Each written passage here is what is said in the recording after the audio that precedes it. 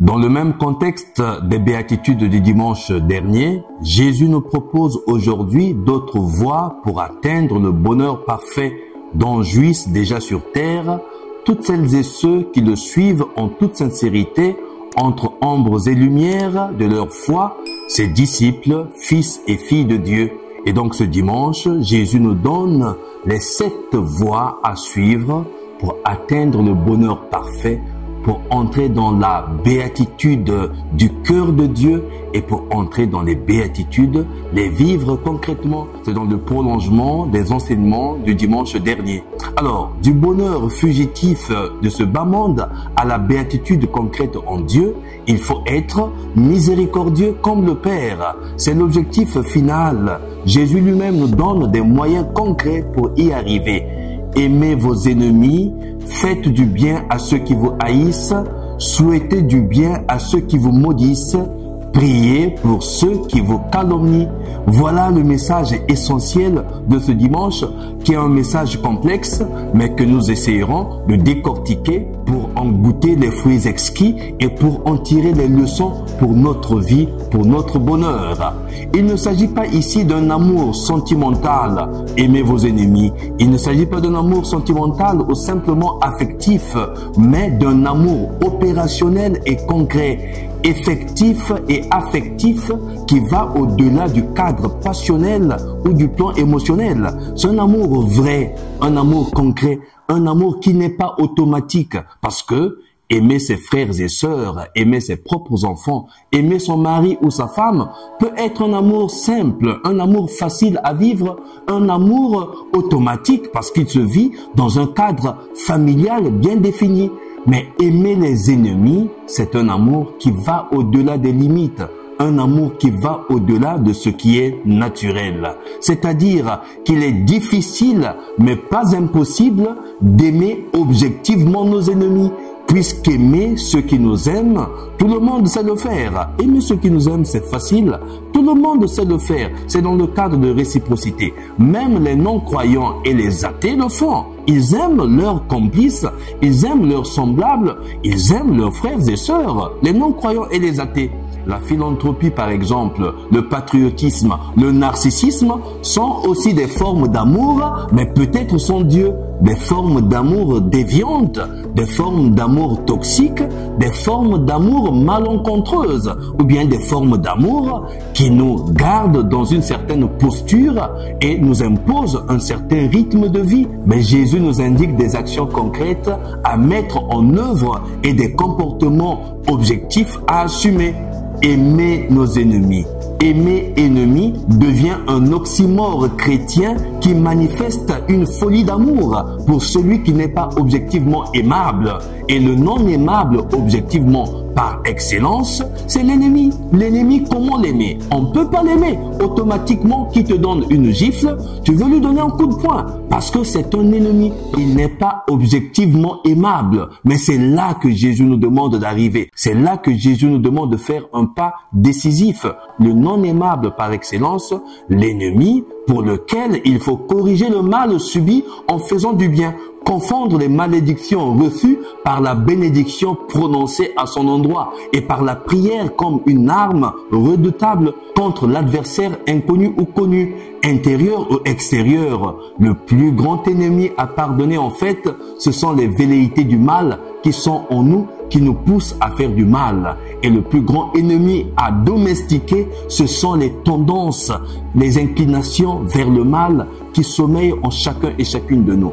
Le vrai ennemi à dompter et à éduquer, c'est la bête qui sommeille en chacun et chacune de nous. Parce qu'en chacun et chacune de nous sommeille l'ange et la bête. Il faudrait que nous ayons l'humilité d'identifier la bête qui sommeille en nous et le courage de le faire taire afin que l'ange s'exprime. Alors, nous avons un bel exemple dans la première lecture de ce jour. David nous donne un bel exemple. David, c'était ce chouchou de la population, ce chouchou des femmes d'ailleurs, les femmes dansaient pour lui après avoir battu le Philistin Goliath.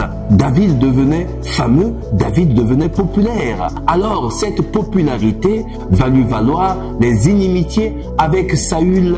Saül qui était pourtant son ami, Saül qui était pourtant proche de lui. Mais à cause de sa bravoure et à cause de sa popularité, Saül, il cherche David à mort. Et David, pour sauver sa peau, qu'est-ce qu'il fait? Il s'enfuit, il va au loin pour éviter le drame et pour éloigner le drame. Voilà ce qui arrive dans la première lecture de ce jour. Mais puisque Dieu ne dort pas, puisque Dieu est bon, puisque Dieu est merveilleux, il voit et il prévoit, alors Dieu lui-même va livrer Saül dans les mains de David. Alors, il y aura un moment de faiblesse naturelle quand il va s'endormir avec toute sa garde, avec toutes ses armures, et même son épée sera à côté, et David aura la possibilité de le tuer à ce moment-là, parce que le Seigneur va livrer Saül en main de David. Mais David évitera de le faire. David ne tuera pas celui qui est son roi, celui qui est son chef, celui qui est un ami, celui qu'il considère comme ami, même s'il est devenu son ennemi. David ne va pas faire du mal à Saül. Et il va prononcer des paroles très fortes qui vont titiller évidemment Saül. Le Seigneur t'avait livré entre mes mains, mais je n'ai pas voulu porter la main sur celui qui a reçu l'onction du Seigneur. La meilleure réponse que l'on peut donner au mal subi par haine ou par jalousie est celle de confondre les désirs pervers de l'ennemi par le bienfait avec amour. Même en silence, nous pouvons confondre les manigances de nos ennemis, et la réponse qu'il faut donner, évidemment, c'est ne pas faire comme eux, mais c'est dépasser leur méchanceté, leur mauvaiseté par notre bonté, parce qu'on ne se ressemble pas. Il faut faire la différence de par notre regard, de par notre façon de faire. C'est là la différence. Alors, l'ennemi ici, l'ennemi dont on parle ici dans ce texte, c'est un ennemi concret et réel. C'est pas un ennemi imaginaire ou nostalgique. Il ne s'agit pas ici de transfert de conflits comme souvent ça se vit dans notre monde, dans notre quotidienneté. L'ennemi de mon ami, c'est mon ennemi. Celui-ci est contre mon ami ou mon frère, je deviens automatiquement contre lui. Ou bien celui-ci est ma famille, je transfère ces conflits-là, et bien je les assume, ça devient mes conflits. Alors ce sont des conflits familiaux qu'il faudrait peut-être dépasser, et il faut rompre les chaînes d'inimitié. Parfois on n'a pas eu de problème concret avec telle personne, mais cette personne commence à vous haïr et devient votre ennemi. Et parfois vous n'êtes pas au courant que cette personne est votre ennemi, a des problèmes contre vous. Et donc les problèmes se créent parfois de façon sournoise et de façon imaginaire, de façon nostalgique. Les gens se barrent et deviennent vos ennemis, parfois sans que vous ne le sachiez. Et donc vous n'êtes même pas au courant. Les gens vous haïssent parce qu'il y a une étoile en vous. Les gens vous haïssent parce qu'il y a une lumière mise en vous. Et cette lumière, même s'ils vous tuent, ils ne peuvent pas la prendre. Parce que chacun de nous a une étoile que le Seigneur a placée en lui. Et même si vous cherchez à me tuer ou à tuer cette personne-là, mais vous ne prendrez jamais son étoile. Vous ne pourrez jamais éteindre la lumière mise en cette personne-là. Et donc parfois il y a des inimitiés comme ça, il y a des gens qui deviennent votre ennemi, c'est parce que vous avez un talent, c'est parce que vous avez une potentialité naturelle que le Seigneur vous a donnée, c'est parce que vous avez reçu certains avantages dans la vie, et cela crée la jalousie, et cela crée des inimitiés. Alors l'envie pousse parfois au meurtre. Alors parfois on se rend compte que ces gens-là ne sont pas mes ennemis en fait, parce que ce sont des ennemis de l'amour de Dieu en moi, des ennemis de la vie que Dieu fait fleurir en moi. Et donc ils deviennent automatiquement ennemis de Dieu, mais pas mes ennemis. Et c'est pour ça que la bataille en ce moment-là n'est pas une bataille physique, avec des armes physiques. La grande bataille parfois se vit et se fait dans le silence, avec des armes de l'esprit, avec les armes de foi, d'espérance et de charité opérationnelle. Il faut laisser Dieu vaincre ces batailles et faire ces batailles. Il faut laisser Dieu être Dieu dans notre vie, parce que ces ennemis-là sont ses ennemis. Et lui, il le fera bien, il bataillera mieux que nous, parce que Dieu va au-delà et voit au-delà de nos limites pour combattre ceux qui sont devant, derrière et même à côté de nous, des ennemis que nous ignorons. À ce moment-là, le pardon devient l'arme redoutable contre le diable personnifié sous toutes les formes, contre l'ennemi potentiel qui veut tuer la vie de Dieu en nous. Et alors pardonner devient notre point de force, devient notre force qui combat l'ennemi.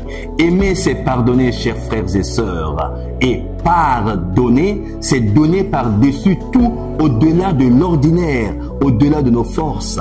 Pardonner à qui te frappe sur une joue, à qui t'enlève ton manteau, à quiconque te demande. Ainsi, il faut pardonner. Il faut ignorer cette mauvaiseté et la rendre ridicule en pardonnant, parce que le pardon, c'est l'art des forts. Le pardon, c'est l'arme des forts. Les esprits forts usent le pardon comme arme pour confondre les plans machiavéliques du diable. Parce que, chers frères et sœurs, il faudrait quitter parfois la platitude et la banalité des choses. Les esprits bas parlent des personnes et cherchent à nuire les personnes. Les esprits moyens parlent des événements à longueur de journée, de ce qui se passe. Mais les esprits très élevés parlent des réalités très élevées parce qu'ils élèvent leur bataille, ils élèvent leur combat, ils élèvent leur regard. Ils sont hauts, ils planent au-dessus en faisant l'aigle, en quittant la platitude des événements de ce bas monde. Je voudrais ajouter ceci, il faudrait prier pour que nous ayons des ennemis intelligents.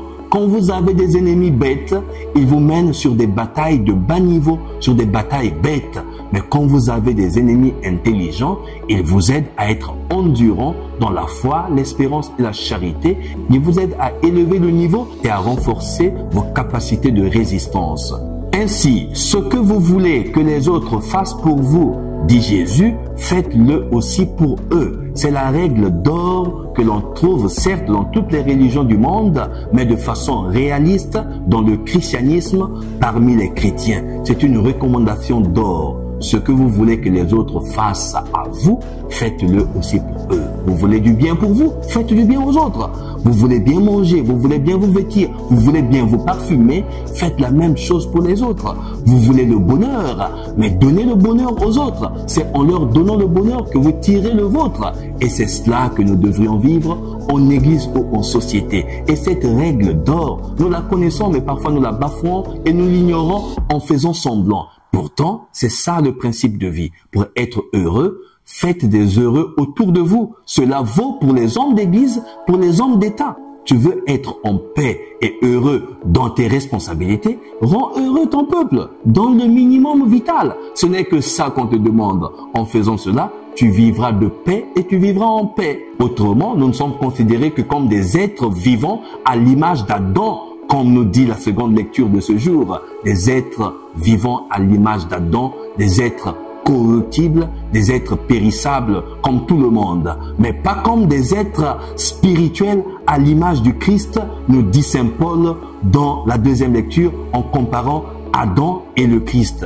Lorsque nous sommes exténués à pardonner et à aimer nos ennemis, cela nous arrive parce que nous sommes faibles, parce que nous sommes des hommes, et cela arrive que nous réagissions aussi de façon naturelle, de façon très humaine, et cela arrive. On ne peut pas donner tort à une personne qui n'en peut plus. Mais comme nous sommes fils et filles de Dieu, quand nous en sommes exténués, quand nous n'arrivons plus à résister, demandons à Dieu lui-même d'aimer et de pardonner en nous ses ennemis incorrigibles, et il le fera tout de suite, car Dieu ne peut refuser une telle grâce à celui ou celle qui la lui demande. Alors, résumons ce que nous avons dit depuis le début, le message de ce dimanche, le message de ce jour. Jésus nous donne 7 voies sacrées d'amour à suivre. Il y a 7 voies sacrées d'amour à suivre, tracées par Jésus pour vivre heureux au sens fort du terme sur cette terre, pour vivre l'extraordinaire dans l'ordinaire, pour faire la différence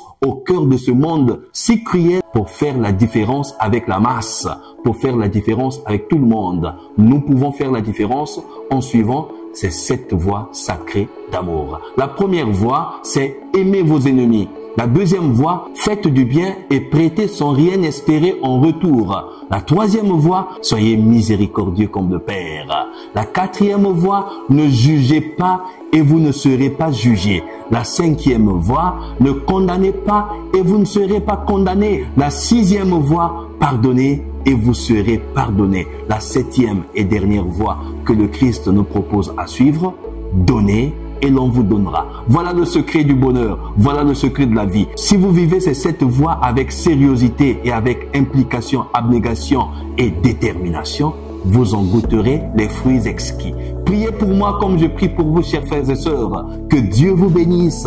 Rencontrez et vivez votre bonheur, car la vie, c'est maintenant. La vie, ce n'est pas demain. Faut pas renvoyer à demain. Qui renvoie à demain trouve malheur en chemin. La vie, c'est maintenant. La vie, c'est ici. Et il faut prendre l'engagement dès aujourd'hui pour changer votre vie et changer le petit monde qui vous entoure. Et cela est possible.